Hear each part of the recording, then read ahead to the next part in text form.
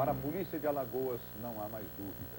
PC Farias e Suzana Marcolino foram vítimas de um duplo homicídio. E os responsáveis pelo crime são o deputado Augusto Farias, irmão de PC, e mais 8 pessoas. A reportagem de nossos enviados especiais a Maceió você vai ver ainda nesta edição do Jornal da Band. Aterrissagem no aeroporto Santos Dumont, no Rio, o trem de pouso esquerdo que fica na parte traseira da aeronave quebrou. O avião deslizou em alta velocidade por 500 metros, tombando para o lado esquerdo da pista. A aeronave só parou quando uma das asas ficou enterrada na areia, a poucos metros da Baía de Guanabara. Quem estava no voo conta que ficou assustado. O trem de pouso não desceu, ele veio deslizando, desgovernado. Com um barulho muito grande, então as pessoas ficaram assustadas, né? 3 passageiros fizeram uma queixa formal ao Departamento de Aviação Civil. A bagagem só foi liberada 3 horas depois do incidente. Primeiro que o aeroporto não está preparado para coisa nenhuma. Isso que não aconteceu nada com ninguém, graças a Deus, já foi esse caos. Se tivesse vítima nisso... Técnicos da empresa fizeram uma perícia no Fokker. Num primeiro comunicado, a TAM disse que na hora do pouso, o comandante sentiu a asa esquerda inclinar suavemente e apenas manobrou para que a aeronave parasse ao lado da pista. No final da tarde, a empresa divulgou outro comunicado. Segundo a TAM, na aterrissagem, o avião foi submetido a uma carga acima da recomendada, o que provocou a quebra do trem de pouso. A hipótese de falha mecânica foi descartada. Esse trem ainda tem 5.000 pousos antes da próxima revisão dele. Quer dizer, ele está muito longe, ele está super novo aí. Nos Estados Unidos, as companhias aéreas registram um incidente a cada 39 mil horas de voo. No Brasil, a média é 9 vezes maior, 1 para cada 4 mil horas. A empresa brasileira campeã é a VASP. No ano passado, ela registrou um incidente a cada 2.000 horas de voo. A TAM, 1 a cada 2.400 horas. A Transbrasil teve 1 a cada 3.100 horas. A Varig foi a que menos registrou incidentes, 1 a cada 4.600 horas.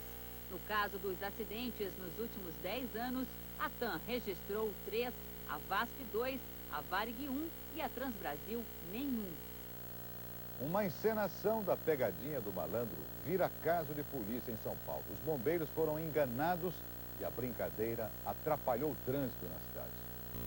Um rapaz sobe numa placa de sinalização na pista expressa da Marginal do Tietê, uma das principais vias de São Paulo. Com risco de cair, ele grita para a esposa que está embaixo. Diz que só desce se ela voltar para ele. A mulher fica desesperada. 4 carros do Corpo de Bombeiros chegam ao local. Os homens sobem na placa com cuidado. Há risco da estrutura não suportar o peso. Assim mesmo, os bombeiros enfrentam o perigo para salvar o rapaz que ameaça se jogar. A marginal fica interditada e em pouco tempo se transforma num grande congestionamento. Depois de meia hora, finalmente um dos bombeiros segura o rapaz. Ele é salvo e desce por uma corda. Depois do resgate, a surpresa. Era tudo encenação. A tentativa de suicídio era uma brincadeira do programa Pegadinha do Malandro da rede CNT Gazeta. O rapaz era um agente de segurança e recebeu R$100 para representar.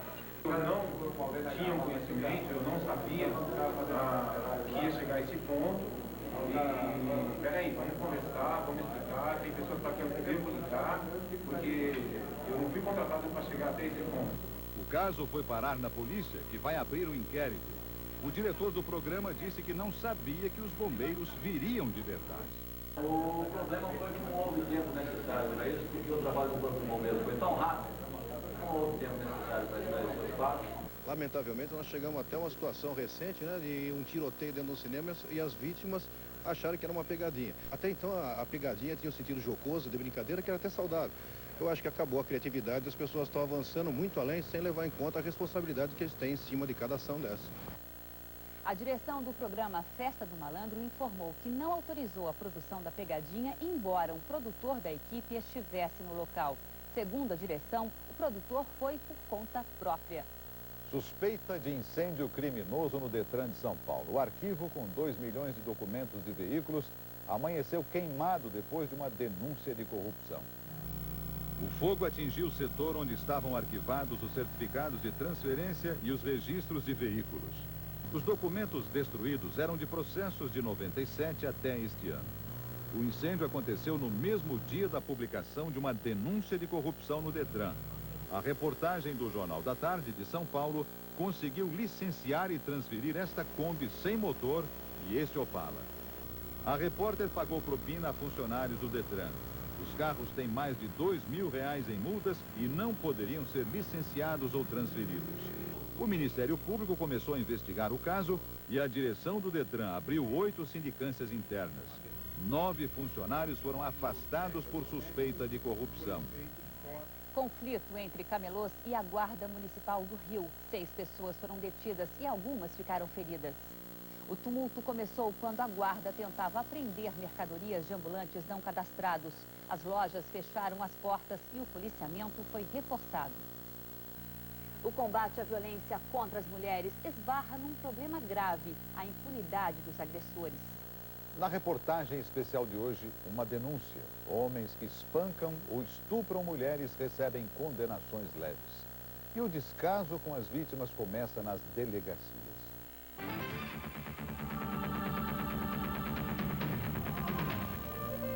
Vítima, Diva, 28 anos. A gente vê que você tá toda marcada. Então, ele me cortou toda no pescoço, tudo. Aí, conforme ele falou, eu vou cortar sua cabeça, vou arrancar sua cabeça fora do seu corpo. Se você não quer, não vai ser minha, você não vai ser de mais ninguém. O agressor, o marido. Foram vários golpes com o facão. Diva não morreu porque se fingiu de morta. Aí eu prendi a respiração, ele veio me deu um chute na barriga, eu tinha morrido mesmo. Aí eu só vi ele falando pro meu filho, a casa da sua mãe eu já matei. Por causa dos ferimentos, ela ficou um mês internada. O marido invadiu o hospital. Detido, foi levado para uma delegacia da Grande São Paulo. Levaram ele para a seccional de Osasco, só fizeram uma apreensão, né, de um punhal e uma faca que estava na pochete dele e liberaram ele. Ele está livre, eu estou escondida, estou fora de São Paulo, né, estou em outro estado, vivendo escondida, né, preso, que quer dizer, ele que deveria estar preso, né, ele que devia estar pagando pelo que ele fez, eu aqui estou escondida presa. Pagar pelo que fez não tem sido rotina para os homens. Apenas 2% dos homens processados nos últimos 5 anos foram punidos e dificilmente são presos. Eles são chamados à delegacia e respondem, né, um processo e lá eles pagam uma multa ou eventualmente uma prestação de serviço à comunidade. Lei 9.099. É ela que determina a punição para a violência contra a mulher. Branda nem prevê prisão para o homem. A condenação pode ser uma multa de R$60 ou uma cesta básica, que o homem entrega para a mulher como pena pelas agressões. Um buquê de rosas foi o castigo que um juiz impôs ao marido que bateu na mulher. Se ele vai dar flores, ou se ele vai dar uma cesta básica, ou uma multa muito pequena, né, isso significa que ele vai repetir. E aí, o que acontece? A mulher, ela não vai reclamar de novo. Essa lei não tem favorecido, ela tem prejudicado a mulher. Literalmente prejudicado. E favorecido o homem. Você sabe que você não vai estar vivo. Jaqueline quase morreu. O homem pulou o muro, entrou na casa dela que fazia o jantar. Com uma faca, cortou o pescoço e o abdômen dela. Um pedreiro que trabalhava 2 meses na casa de Jaqueline e não se conformou quando ela, viúva, se recusou a ter um caso com ele. Como, né? Eu não sei, eu não saio sozinha. O medo de Jaqueline tem justificativa. O agressor está solto e anda livremente pelo bairro em que ela mora. Jaqueline é que se esconde atrás das grades e cadeados. Há 10 anos, esta mulher luta para que o assassino da irmã dela seja preso. Um processo que se arrasta. Márcia, estudante de arquitetura, tinha 24 anos. Foi assassinada pelo namorado quando decidiu deixá-lo. Foi violentamente espancada e estrangulada. O assassino continua em liberdade, apesar dos protestos de mulheres e da luta da irmã. A impunidade acaba gerando mais violência, né? À medida em que não existe uma punição, então os homens se sentem assim, bastante vontade para fazer valer os seus direitos, né? De uma forma violenta, matando, assassinando, espancando. Geralmente as penas para os agressores são negociadas numa audiência de conciliação. O homem não perde a primariedade, ou seja, depois do acordo, o processo é apagado e como se nada tivesse acontecido. A gente tem notícia, através de mulheres que chegam ao centro de atendimento, de que vários agressores saem de lá rindo, né? Saem de lá ainda agredindo verbalmente a mulher, dizendo, viu o que você fez? Está vendo? Não adianta nada. Né? Quase que desqualificando a ação dela de ter procurado a ajuda da polícia e da justiça. Dona Arlete sabe o que é a lei e o descaso. A filha de 16 anos foi estuprada por um vizinho. Ela foi a uma delegacia do Rio de Janeiro dar queixa e pedir a prisão dele. O delegado chamou o agressor e ali mesmo, contrariando o que queria a mãe, fez um acordo. Falou só, se vocês não casar com ela, você vai ficar presa aqui dentro. Mas eu virei para ele e falei assim, e o exame da minha filha, você não vai fazer, como é que vai ficar agora? Não vai fazer exame nela não? Ele falou assim, não, ó, se for fazer exame, tem que registrar. E registrando ele vai ter que ficar preso aqui. Mas como ele falou que vai casar, então nós não podemos fazer nada. São centenas de casos. Vítimas machucadas, agressores nas ruas. Está livre o marido desta mulher. Aí começou a me agredir com palavras, aí sacou a arma e deu 4 tiros. Também está livre o marido desta outra mulher. Me espancou, eu fui parar na delegacia. Na separação, eu estava grávida de 3 meses. Não sabia de perder a criança também. Eu fui o tal do espancamento. Estão livres os agressores destas mulheres que hoje se escondem para não morrer. Você solto. Cadê minha liberdade? Não é certo, né, não? Sorte e azar. Uma americana ganha mais de $1 milhão na loteria e acaba sem um tostão. O ex-marido descobriu que ela ganhou a bolada 11 dias antes de assinar o divórcio. Denise Rossi e Tom Rossi se divorciaram há 2 anos. Na época, ela tinha acabado de ganhar $1.300.000. Tom ficou sabendo porque recebeu, por engano, uma carta que era para Denise. O ex-marido foi para a justiça e ganhou. Um juiz da Califórnia mandou que Denise entregue todo o dinheiro para ele. Um castigo pela má-fé ao esconder a informação do marido. O Tribunal de Justiça da Bahia decide investigar as denúncias de que um deputado e 2 desembargadores pressionaram um colega para libertar um ladrão de cargas. Desde 92, o tribunal está envolvido em casos de corrupção. O desembargador Lorival Ferreira usou o diário oficial para denunciar 2 colegas e um deputado estadual. Ele afirma ter recebido ligações para liberar o ladrão de cargas Vander Dornelles, preso com mais 5 integrantes de uma quadrilha que atua em todo o país. Depois de 2 dias em silêncio, hoje o Tribunal de Justiça se reuniu numa sessão secreta.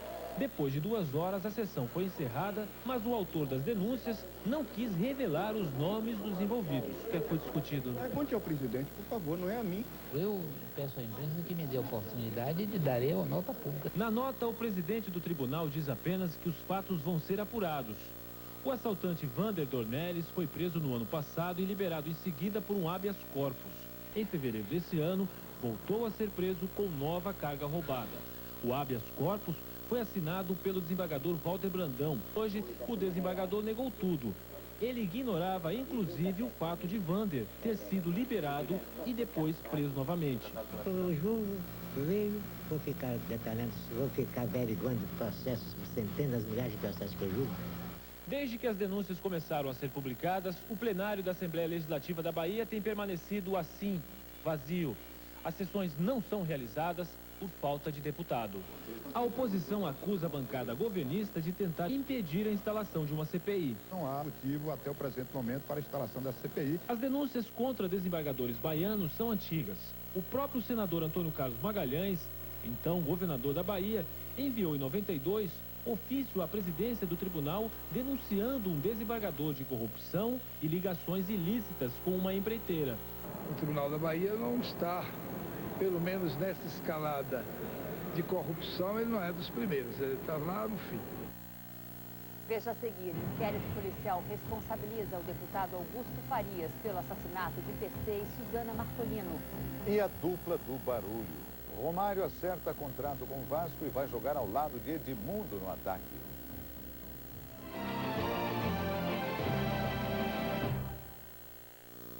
Oferecimento Poupança Real, para quem pensa no amanhã. Quando algum dia a idade vier e o tempo passar, quem terá ciúme, quem vai se preocupar? Ficar ao lado pra me agasalhar. Quando a tardinha o sol cair, quem para melhor? Tantos carinhos tenho aprendido e hoje eu sei de cor. O relatório sobre o crime foi apresentado hoje em Maceió. O cenário permanece intocado. 3 anos e meio depois, tudo permanece como antes na casa da praia de Guaxuma. O que mudou radicalmente foi o roteiro dessa história. Este é o da farsa. O primeiro inquérito aberto já anunciava prematuramente a tese que a polícia de Alagoas buscava fundamentar: homicídio seguido por suicídio. Foram necessárias 3 perícias e a produção de mais de 3.500 páginas de documentos para reconstituir o que se passou: duplo homicídio qualificado. Estas são as mentiras que fizeram desmoronar a primeira versão. Suzana Marcolino era mais baixa do que os peritos queriam fazer crer. Ela foi atingida quando estava em movimento. Na cena do crime, havia sinais claros de luta. Ninguém pediu o exame residuográfico das mãos dos seguranças. E nas amostras colhidas nas mãos de Suzana, não havia nenhum indício de que ela tivesse atirado em PC Farias. Não encontrado nem bário, nem antimônio, nem cobre nas mãos de Suzana. Ela não produziu nenhum disparo, muito menos 2 disparos. No total, 9 pessoas foram indiciadas por coautoria. 4 seguranças, um casal de caseiros, o vigia e o garçom que estavam de serviço aqui na casa de Guaxuma na noite do crime. Quanto ao deputado Augusto Farias, a polícia não conseguiu provar que foi ele o mandante do assassinato do próprio irmão. Formalmente, há 2 acusações contra o deputado: a de ter atrapalhado como pôde as investigações policiais e a de ter maquiado a cena do crime. Quem faz frontalmente a denúncia é o polêmico coronel Jorge Sanguinetti. Ele foi o primeiro a sustentar que ali havia um duplo homicídio. Quando houve a imputação, o indiciamento de seguranças, de imediato ele passa a defender os assassinos do irmão, os acusados do assassinato do irmão. Extraoficialmente, a polícia não tem dúvida de que o papel que coube ao deputado Augusto Farias é o de autor intelectual. Segundo o secretário de Segurança Edmilson Miranda, ele só permanece em liberdade graças à imunidade parlamentar. Nós teríamos, como no primeiro caso, já a pedida preventiva dele e ele estaria preso. Os sem terra acampados em frente à fazenda do presidente Fernando Henrique saqueiam um caminhão carregado de sementes de soja e fertilizantes. O clima ficou tenso e a segurança foi reforçada. Ainda estava escuro quando um ônibus com mais assentados chegou ao acampamento. Às 7h15 da manhã, um caminhão carregado com adubo e semente de soja saiu da fazenda do presidente Fernando Henrique.